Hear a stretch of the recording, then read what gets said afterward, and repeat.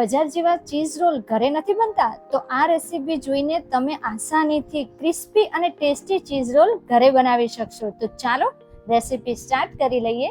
તો સૌથી પહેલા આપણે અહીંયા ચીઝ રોલની જે શીટ બનાવવાની છે એ બનાવી લઈએ. જે ક્રિસ્પી પડ થાય છે એની આપણે શીટ બનાવવાની છે. સૌથી પહેલા તો એક બાઉલની અંદર અહીંયા મેં 1 કપ જેટલો મેંદો, મીઠું અને 2 ચમચી જેટલું તેલ એડ કરી લીધું છે. હવે આ બધું છે એને સારી રીતે મિક્સ કરવાનું છે. મોણ નથી દેવાનું, ખાલી સરખી રીતે એને મિક્સ જ કરી લેવાનું છે. તો બધું છે સરસ રીતે મિક્સ થઈ ગયું છે. તો હવે આપણે એમાં પાણી એડ કરી લઈ અને લોટ બાંધી લેવાનો છે. તો હા, લોટ કેવો બાંધવાનો છે? તો લોટ અહીંયા આપણે જેમ રોટલીનો બાંધીએ છીએ ને, બસ એ જ રીતે બાંધવાનો છે. તમે આ શીટ માટે લોટની અંદર તમે મેંદો અને ઘઉંનો લોટ બંને મિક્સ પણ કરી શકો છો, કે એકલા ઘઉંના લોટની પણ બનાવી શકો છો. પણ જો એકદમ બહાર જેવો ટેસ્ટ લાવવો હોય ને, તો તમે આ રીતે એકવાર રેસીપી ટ્રાય જરૂરથી કરજો. તો આપણો લોટ બંધાઈ ગયો છે. હવે ઉપરથી થોડું તેલ એડ કરી દઈશું અને એને પણ આપણે સારી રીતે મસળી લેવાનો છે. જેથી તેલના લીધે શું થશે કે એકદમ આપણો લોટ છે સોફ્ટ રહેશે, ઉપરથી સુકાશે નહીં. હવે ઢાંકણ ઢાંકી એને આપણે એક બાજુ રેસ્ટ આપવા માટે મૂકી દઈશું. અને લોટ જ્યાં સુધી રેસ્ટ અપાય છે ત્યાં સુધી અહીંયા જે આપણે આ ચીઝ રોલની અંદર જે શાકભાજી લઈએ છીએ એ ઝીણા ઝીણા સમારી લઈએ.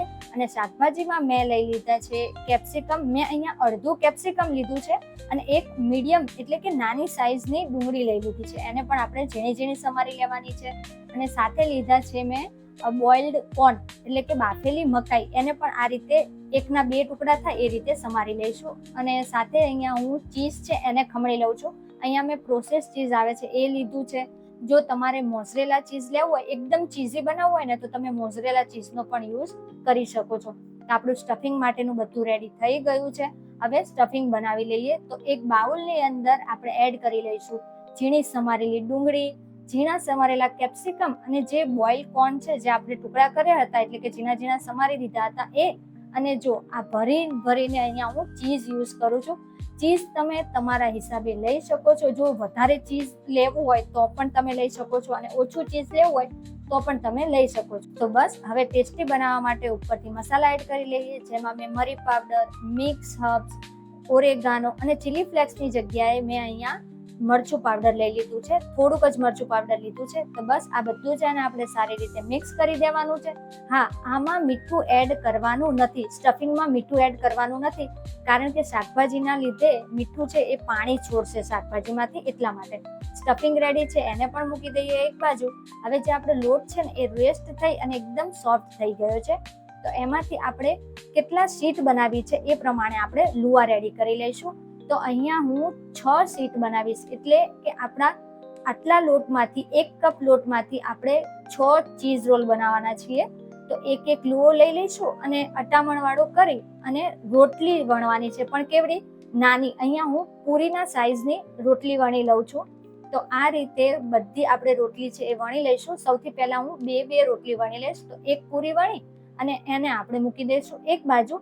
અને એ જ રીતે આપણે એવડી જ સાઈઝની બીજી પૂરી વણી લેવાની છે. તો બંને પૂરી વણાઈ રેડી થઈ ગઈ છે. હવે એક જે પૂરી છે એની ઉપર આપણે લગાડી દઈશું તેલ. તેલ લગાડી અને જે બીજી પૂરી છે ને એને પણ આપણે ઉપર રાખી દેવાની છે આ રીતે. અને સેમ જો નાની હોય ને તો આ રીતે આપણે એને ખેંચી લઈશું થોડી, જેથી બંને પૂરી છે એ સેમ થઈ જાય. તો બસ ઉપરથી થોડું અટામણ લઈ લઈશું અને આની આપણે એકદમ પાતળી એવી અને મોટી થોડી રોટલી વણી લેવાની છે, જેથી આ પડ છૂટા પડશે સરસ રીતે. વચ્ચે આપણે તેલ લગાવેલું છે ને એના લીધે આપણે રોટલીને શેકીશું ને તો પણ એકદમ સરસ એવા પડ ખુલશે. અને એકદમ પાતળી રોટલી બનાવીશું તો આપણે જે પડ રેડી થશે ને, શીટ જે રેડી થશે, એકદમ બજારમાં મળે ને એવી પાતળી શીટ રેડી થશે. તો જો આ રીતના મેં અહીંયા આટલી જાડાઈમાં આપણે રોટલી વણી લીધી છે. તો બસ જે બધી રોટલી છે એ મેં આ રીતે વણી લીધી છે. એટલે ટોટલ 6, તો 6ની 3 રોટલી પહેલા વણી લીધી છે. એટલે આપણે અહીંયા 3માંથી 6 રોટલી એટલે કે 6 પડ આપણા રેડી થઈ જશે. તો હવે આને આપણે શેકી લઈએ. પણ કઈ રીતે શેકવાનું? જે રીતે આપણે કેમ પડવાળી રોટલી શેકીએ છીએ બસ એ જ રીતે શેકવાની છે.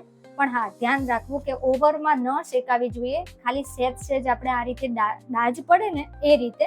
તો અહીંયા સહેજ આપણે દબાવતા જઈ અને એને બંને બાજુથી શેકી લેવાની છે. જે આપણે દાજ પાડીએ છીએ રોટલીમાં એ રીતે રોટલીની જેમ દાજ પાડવાના નથી. તો બસ આ જ રીતે આપણે બંને બાજુ થોડી થોડી રીતે દબાવતા જઈ અને આપણી પડવાળી રોટલી છે એ રેડી કરી લેવાની છે. તો પડ બનાવવું એકદમ ઇઝી લાગ્યું ને, તો આપણે નોર્મલી પડવાળી રોટલી બનાવતા હોઈએ છીએ, બસ એ જ રીતે આપણે આની રોટલી બનાવી લેવાની છે, એટલે કે પડવાળી રોટલી તૈયાર કરી લઈશું. તો હવે આ આપણી પડવાળી રોટલી છે એ રેડી થઈ ગઈ છે, એટલે કે હવે આ શીટ રેડી થઈ ગઈ છે. અને જો સહેજ ઠંડી થશે ને એટલે આ રીતના આપણે એનું પડ છે એ છૂટું કરી લેવાનું છે, એટલે કે બે રોટલી છે એ છૂટી કરી લઈશું અને એકદમ સોફ્ટ આપણી જે શીટ છે એ રેડી થઈ જશે. જો આ રીતે હાથેથી દબાવીએ ને તો પણ, અને હાથ જો તમને ટ્રાન્સપરન્ટ કેટલી થઈ છે, આર પર તમારા હાથ દેખાય છે. તો બસ આપણી આ પડવાળી રોટલી એટલે કે જે શીટ છે રોલ્સની એ રેડી થઈ ગઈ છે. અને આપણે આ રીતે કપડામાં મૂકી દઈશું અને બધી જ જે રોટલી છે એ આપણે આ રીતના શીટ છે એ રેડી કરી લેવાની છે. મૂકતા જઈશું અંદર અને પાછી એને ઢાંકી દઈશું. તો મેં ત્રણેય રોટલી છે એને શેકી લીધી છે, એટલે 3 રોટલીમાંથી આપણે આ ટોટલ 6 શીટ રેડી થઈ ગઈ છે. તો તમે જોઈ શકો છો કેટલી પાતળી એવી સરસ આપણી શીટ રેડી થઈ ગઈ છે. હવે તમને એમ લાગે કે મારે અત્યારે નથી બનાવવું, તો તમે આ શીટને એરટાઇટ કન્ટેનરની અંદર કે ઝીપલોક બેગની અંદર તમે એને ફ્રીજમાં સ્ટોર કરી શકો છો. તો આપણે તો અત્યારે જ આપણે રોલ્સ બનાવવા છે, એટલે કે ચીઝ રોલ્સ બનાવવા છે, તો આપણે અત્યારે જ બનાવી લઈશું. હવે અહીંયા આપણે એક લઈ એટલે કે એક સ્લરી બનાવવાની છે, જેના માટે મેં અહીંયા એક બાઉલની અંદર 2 ચમચી જેટલો મેંદો અને થોડું પાણી એડ કરી આ રીતના એકદમ જાડી લઈ બનાવી લેવાની છે. કેમ આપણે ફેવિકોલ હોય છે, બસ એ જ રીતના. અને આ છે આપણા રોલ્સનો ફેવિકોલ. તો ફેવિકોલ પણ આપણો રેડી થઈ ગયો છે. હવે લઈ લઈશું આપણે એક શીટ અને એને આપણે રોલ્સ એટલે કે ચીઝ રોલ્સ બનાવી દઈશું. તો વચ્ચે આપણે આ રીતના ચીઝી વાળું જે સ્ટફિંગ છે એ મૂકી દેવાનું છે અને રોટલીની બંને બાજુથી આ રીતે એને પેક કરી દેવાનું છે. હવે નીચેથી પણ આપણે એકદમ સ્ટ્રીક દબાવતા જવાનું છે અને એને પેક કરતું જવાનું છે. અને ઉપરનો જે પાર્ટ છે એમાં આપણે જે લઈ રેડી કરી હતી મેંદાવાળી, એ લઈ છે એને સારી રીતે ફેલાવી દઈશું અને ફરીથી એને પેક કરી દઈશું, જેથી આપણે તળીએ ને ત્યારે આપણા જે રોલ્સ છે એ ફાટે નહીં, એટલે કે નીકળી ન જાય સ્ટફિંગ અને ખુલી પણ ન જાય. તો બસ આ જ રીતે મેં અહીંયા 6 જે આપણી ચીઝ રોલ છે એ રેડી કરી લીધા હતા. તો તમે જોઈ શકો છો કેટલું ટાઈટલી આપણે એને પેક કરવાનું છે, જેથી આસાનીથી જ્યારે તળીએ ને ત્યારે ખુલી ન જાય એટલા માટે. તો બસ આ જ રીતે આપણે 6 ચીઝ રોલ છે એ વાળી લીધા છે. હવે તમારે અત્યારે પણ આને ન તળવા હોય ને તો તમે આને પણ એક એરટાઇટ કન્ટેનર અથવા તો ઝીપલોક બેગની અંદર રાખી શકો છો, ફ્રીજની અંદર સ્ટોર કરી શકો છો અને જ્યારે પણ ખાવા હોય ને ત્યારે ગરમા ગરમ તેલની અંદર તમે એને તળી લો. તો હવે આપણે આ જે ચીઝ રોલ છે એને ગરમા ગરમ તેલની અંદર તળી લઈશું. અને ધ્યાન રાખવું કે જ્યારે આપણે તળીએ ને ત્યારે ગેસની ફ્લેમ છે એને મીડિયમ ટુ લો રાખવાની છે, જેથી આપણું ઉપરનું જે પડ છે ને એકદમ ક્રિસ્પી થશે.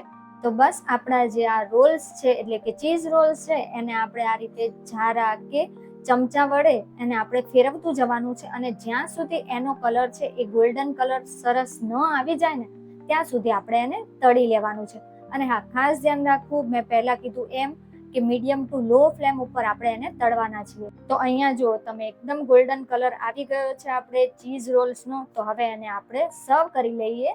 તો અહીંયા મેં પ્લેટની અંદર એને બધા જ ચીઝ રોલ છે આપણે લઈ લીધા છે અને જોડે સોસની સાથે એને સર્વ કરી લીધો છે. તો રેડી છે ચીઝ રોલ, છે ને બનાવવા એકદમ ઇઝી. અને હા, તરત ન ખાવા હોય ને તો તમે એને ફ્રીજની અંદર સ્ટોર પણ કરી શકો છો અને પછી જ્યારે ખાવાની ઈચ્છા થાય ને ત્યારે તમે એને તળી અને પછી ખાઈ શકો છો. તો હવે તમે ઘરે જરૂરથી ટ્રાય કરો અને હા, પછી મને કમેન્ટમાં જણાવજો કે કેવા બન્યા તમારા ચીઝ રોલ્સ. તો છે ને એકદમ ઇઝી રેસીપી. તો તમને આ ચીઝી રોલની રેસીપી ગમી હોય ને તો વિડીયોને લાઈક કરજો, શેર કરજો અને હા, મારી ચેનલને સબસ્ક્રાઇબ જરૂરથી કરજો.